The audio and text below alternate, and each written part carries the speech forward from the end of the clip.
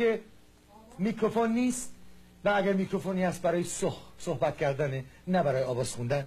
دستگاه های موسیقی نیست، ساز نیست، اکو نیست، چیزی که وقتی نیست خواننده اصلا نمیخونن، خواننده معروف هم نمیخونن. این مژده رو شما بدم. ولی خب من میخونم. بخونیم همینجوری بخونیم ببینم. در این فکرم که خواهیم ماند با من، در این فکرم که خواهیم ماند با من، مهربانیانه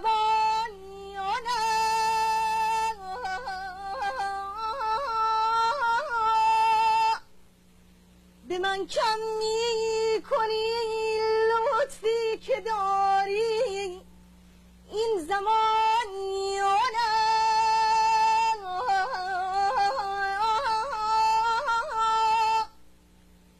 گمان دارند خلقی که از تو خاری ها کشم آخر عزیز من گهی خواهد شد آخر این گمانیانه.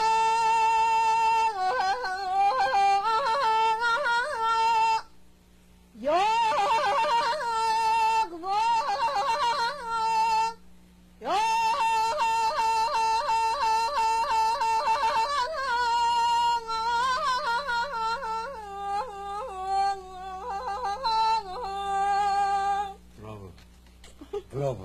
واقعا من مفهوم بودم، من پررو واقعا میگم و من دیگه الان اصلا روی صحبت کردن ندارم چون انتظار همه چی داشتم برای این صدا رو. جدی میگم. بخونم شب بود بیام. نه خواهش میکنم. نه همین چیزی که میخونی بنز کافی زیبا است. من فکر کنم که برای که من روم یه خورده کم بشه بهتره که کوروش این مدل آگهی نشون بده، وگرنه من اصلا واقعا خجالت دید و اولین بار در عمرم روم کم شد. باشه با آگهی توجه کنید.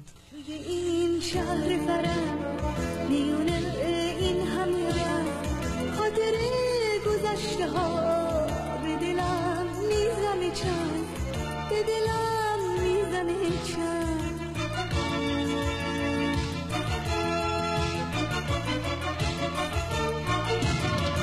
خاطر مادر بزرگ قصه بر بگو، قصه بود و نبود، قصه آتش بود، قصه آتش و دود.